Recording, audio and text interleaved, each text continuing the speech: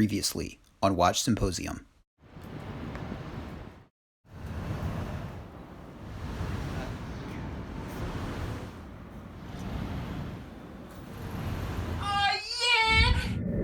Welcome to Watch Symposium. I'm Austin. As promised, let's go over the bill for a link that I had put in my 14060 Submariner. And this will be admittedly a pretty pedantic video. If you're a hardcore Rolex fan, you'll probably get a kick out of it.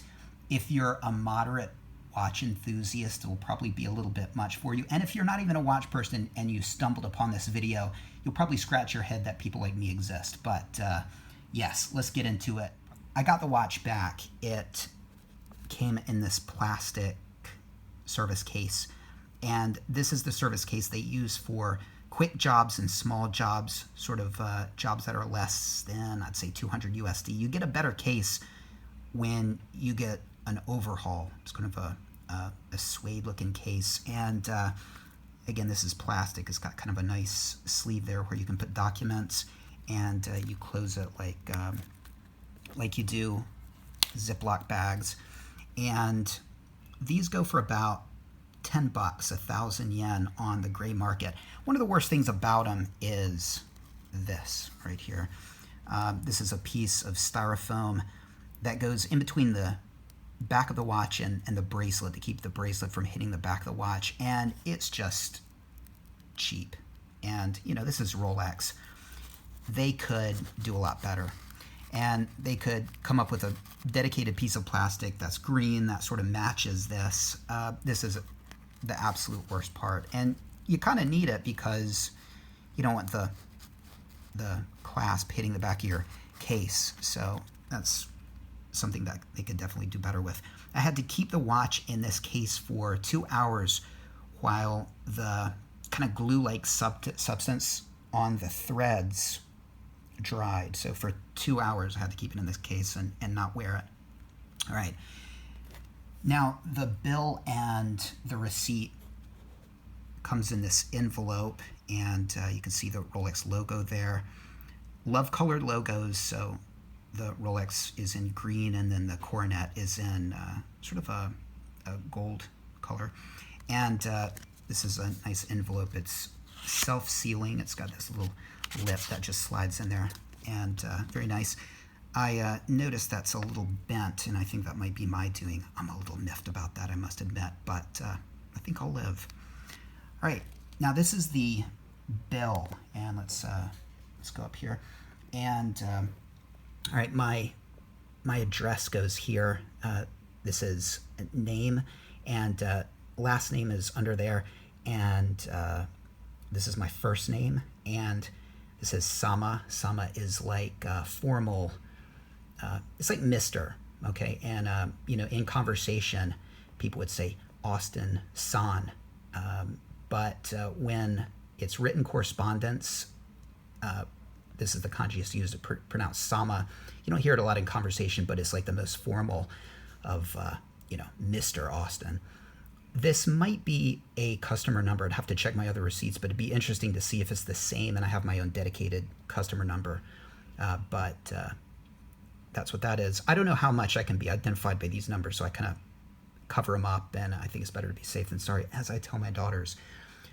A logo, all right, and got the coronet and the Rolex logo here. Now, they were obviously using a color printer, but this is black and white. Now, I think that's shoddy. I think this should be yellow. I think this should be green. It's Rolex. You know, give us a little color. Have some pride in your logo, and something like this would be much more appreciated. This says Rolex. Hold on. This says Japan Rolex Company, Tokyo Service Center. Here's the address. And this is the phone number. Hours of operation from 10 to 5 o'clock. I know on Wednesdays they're open a little bit later. And these are the days off, okay? Saturday, Sunday, and national holidays. And this is the invoice number, the date I had the work done on it, which is the same here. Again, another number that I'm not quite sure what it is. This is the model number, so 14060. And this is the serial number. It's a T serial, so it's from 1996. And you can see the description of the work, and this would be the, let's see, let me try to decipher this. Okay, so this would be the actual labor cost, which is $30, just about $30, and the link right here, and the cost of that would be 5,700 yen, which is about $50, I'd say. And it's interesting because on a brand new bracelet, I want to say that there, depending on which model it is, 12 or 13 links. You've got 4 that you can't remove here, 4 that you can't remove there, and then 2, I think, on each side if it's got the big clasp. Okay, some clasps are smaller. In that case, the Oyster bracelet would have 13 links. I know the Oyster Quartz has 13, but I'm pretty sure, correct me if I'm wrong, but I'm pretty sure that the pre-ceramic no-date subs and the GMTs and the Explorer 2s with a flip-lock clasp has 12 links total. So let's see, 8 would be non-removable, and so 2 on each side would be removable. Again, correct me if I'm wrong. And if you do the math, I want to say that these bracelets probably would be 1,400 if it's anything like the Jubilee bracelet. And if you do the math, it's sort of okay. Well, they're 12 links, $100 per link, plus the clasp and the end links, which probably are about 200. So that'd be about 1,400. I'm totally winging it here, by the way, guys, as far as my figures go, doing a lot of rounding. And so I think it's safe to say that these are about $100 a piece. I think these probably would be more than these removable links. But my whole point in saying this is that I think Rolex kind of cuts you a deal there, $50 per link, and I think they do that because it's a necessity. It's not something gratuitous. It's not like changing your bezel insert, which bezel insert's about what is it, $100, and then the service on that, I think the service charge, I want to say, is about $50, a little bit more expensive. And so I think they get you on things like that because it's sort of gratuitous, whereas this is sort of necessary. So I think they sort of cut you a deal there. Let me know what you think about that. But yeah, $50 for a link and $30 to have it put in. As far as Rolex goes, I think that's it's really not too expensive.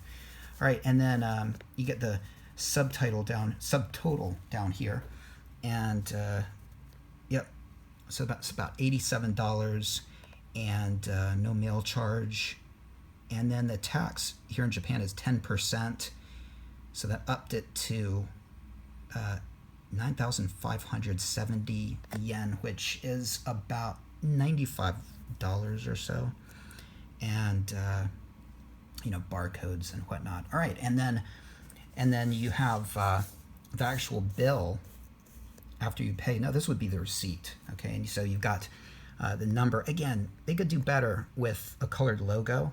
All right, so hopefully this YouTube video makes it up the chain of Rolex right to the president, and he will make sure that next time I go, I will get a colored logo. Okay, that's something I definitely expect. The time I went, and this was a quick job. See the charge there, and then yep, there it is. And what does it say?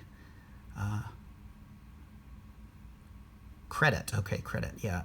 No, I didn't use credit. I used cash. Paid with a 10,000 yen bill. I got 430 yen in change, and there you go. And you can see, again, just the numbers and the date and my name, and on overhauls, I notice here they have really like official looking stamps Here they don't. I don't know why. I don't know why I don't have my stamps, but yeah, maybe because it's a quick job. It's a small job, but there you go.